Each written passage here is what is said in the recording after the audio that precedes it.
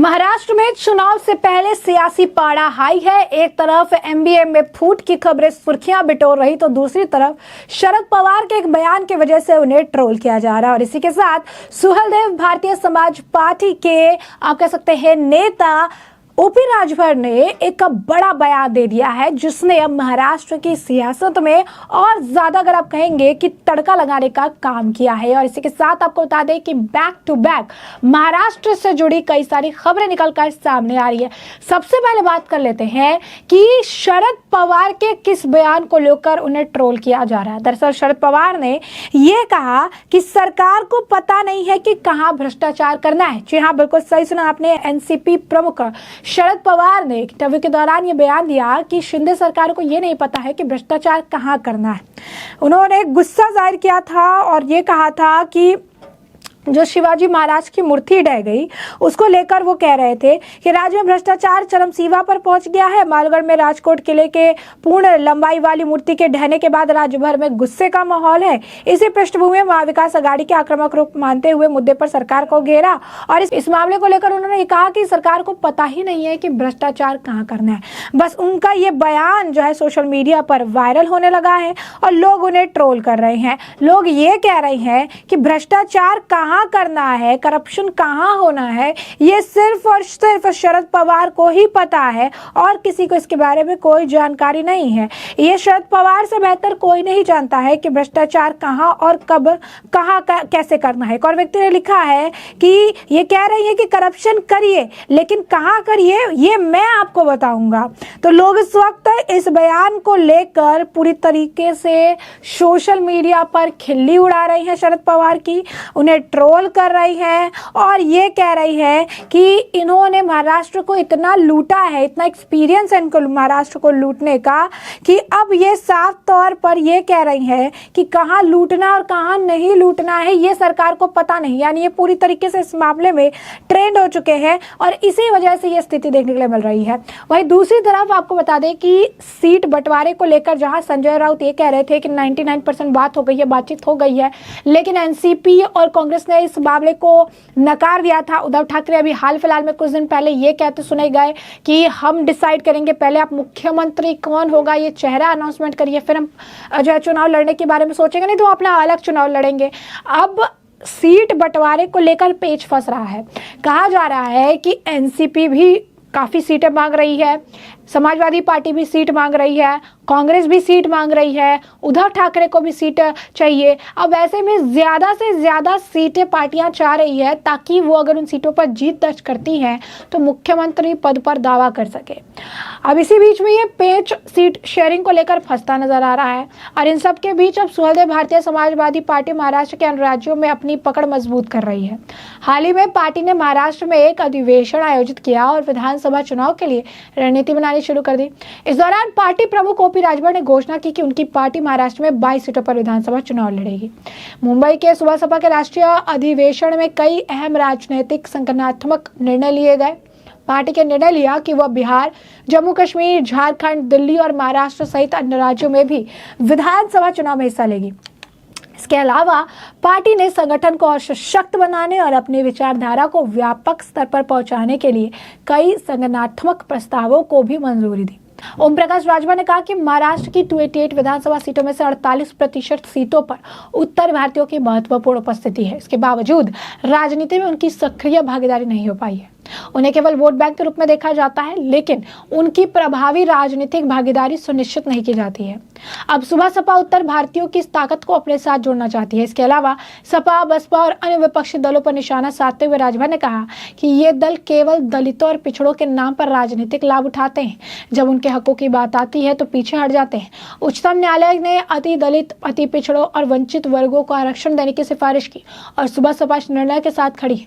इस बीच मुंबई में महाविकास अघाड़ी के भीतर सीट बंटवारे को लेकर मतभेद उभर रहे हैं। शिवसेना अधिकतम सीटों पर चुनाव लड़ने की इच्छा जता रही है, यानी उद्धव गुट। एमवीए गठबंधन जिसमें उद्धव ठाकरे की शिवसेना, शरद पवार की एनसीपी और कांग्रेस शामिल है, ये मुंबई के सीट बंटवारे पर चर्चा की। बैठक के बाद शिवसेना यूबीटी के नेता संजय राउत ने कहा कि 99% सीटों पर अंतिम निर्णय हो चुका है। हालांकि एनसीपी और कांग्रेस ने इस दावे को खारिज करते हुए कहा था कि अभी तक कुछ भी तय नहीं हुआ है। उद्धव ठाकरे के घर मातोश्री पर महाविकास अघाड़ी की आज आपात बैठक भी बुलाई गई है और इस बैठक में उद्धव ठाकरे, शरद पवार, नाना पटोले सहित महाविकास अघाड़ी के प्रमुख नेता मौजूद रहेंगे। हालांकि कहा जा रहा है कि इस बैठक में राज्य की मौजूदा स्थिति और चुनाव की रणनीति पर विस्तार से चर्चा की जाएगी, लेकिन यह भी संभावना है कि इस बैठक में सीट बंटवारे का मुद्दा भी हो सकता है। महाराष्ट्र में विधानसभा चुनाव होने वाले और इस बीच 10 तारीखों का ऐलान होना बाकी है। चुनाव से पहले राजनीतिक सरगर्मी तेज हो गई है। महाराष्ट्र का सियासी महासंग्राम अब दो खेमे के बीच होना है। एक तरफ महायुति है तो दूसरी तरफ महाविकास अघाड़ी है। शरद पवार अघाड़ी के चाणक्य है और उन्हें महायुति से तो टक्कर लेनी ही है। अघाड़ी की अंदरूनी उलझनों से भी निपटना है। भले ही चुनाव की घोषणा नहीं हो, भले ही सीटें नहीं बटी है, लेकिन अघाड़ी खेमे में सीएम पद को लेकर चल रही कश्मकश बाहर आ रही है। उद्धव का अपना गणित है और कांग्रेस का अपना ज्ञान, लेकिन शरद पवार ने कह दिया है मुख्यमंत्री पद में उनकी दिलचस्पी नहीं है। उनके इस बयान से बंद मुट्ठी की तरह देखा जा रहा है। अब आप भी देखिए और समझिए कि किस तरीके से जो है आने वाले समय में सिचुएशन चेंज होने वाली है। क्यों? क्योंकि कहीं ना कहीं जो गणित लगाया जा रहा है, जो अगर आप कहेंगे शरद पवार ऑप्ट आउट कर रहे हैं, और हमने आपको पहले ही कहा कि शरद पवार इस पूरे मामले में चाणक्य की भूमि निभा रहे हैं, तो किंग मेकर का काम भी शरद पवार ही करेंगे। और इसी वजह से कि अगर वो मुख्यमंत्री रेस से आउट है तो मुख्यमंत्री के तौर पर वो किसे देख रही है, पहले इसका डिसीजन करना जरूरी है, ऐसा उद्धव ठाकरे मानते हैं। और यही कारण है कि सीट बंटवारे के मुद्दे को लेकर अब पेच फंसता हुआ नजर आ रहा है। कोई भी इस मामले को लेकर जो है, अगर आप कहेंगे कि एक आम सहमति नहीं बन पा रही है। सीट बंटवारे को लेकर अगर आप कहेंगे कि एक इंडी गठबंधन है, वो गठबंधन में भी लोग सीट मांग रहे हैं, अपने अपने हिसाब से सीट का बंटवारा कर रहे हैं, अपने अपने हिसाब से सीटों की मांग कर रहे हैं और 288 टोटल सीटें हैं। अब सुबह सपा की भी एंट्री हो गई है, उन्होंने भी कहा कि हम इतनी सीटों पर लड़ेंगे। तो कहीं ना कहीं बहुत ऐसी सीटें हैं जहाँ पर अगर आप देखेंगे शिंदे गुट है, बीजेपी है, अब सुबह सपा की एंट्री हो गई, समाजवादी पार्टी है, उद्धव गुट है, शरद पवार का गुट है जो एनसीपी है, कांग्रेस है, कई और एक दो पार्टियां भी ऐड हो सकती है लिस्ट में। यानी साफ तौर पर अगर इतनी पार्टियां लड़ रही हैं तो सीट का बंटवारा आखिर कैसे होगा? इनके खुद के खेमे में 3-4, अगर आप कहेंगे 3 ये खुद है, अब समाजवादी पार्टी भी शेयर मांग रही है तो 4 हो गए। तो इनमें भी अब आपसी मतभेद जो है हो रहे हैं। चुनाव से ठीक पहले अब ये कहा जा रहा है कि पहले सीट शेयरिंग और अब मुख्यमंत्री का चेहरा कौन होगा, ये 2 मामले जो है वो एमवीए के टूटने का कारण भी बन सकता है। और हमने आपको कई बार बता चुके हैं कि जब चुनाव की बात सामने आई है, उसे ठीक उसी वक्त जो है एक बयान और सामने आया, वो है बीजेपी मुंबई के अध्यक्ष का, आशीष का। और उस वक्त आशीष जी ने ये कहा था कि सीट शेयरिंग का जो मुद्दा है ये एक ऐसा मुद्दा है जिसकी वजह से इनके अंदर अंदरूनी फूट हो जाएगी। सीट बंटवारे पर अगर ये मिल भी जाते हैं एक साथ, अगर एक आप कह सकते हैं कि गणित बिठा भी लेते हैं, तो मुख्यमंत्री कौन होगा इसे लेकर पैंच फंस जाएगा और इनकी जो सरकार है, इनकी जो एमवीए जो ये गठबंधन है, ये टूट के बिखर जाएगा। और अब उनका जो बयान है, उनकी जो भविष्यवाणी थी, वो सच होती नजर आ रही है।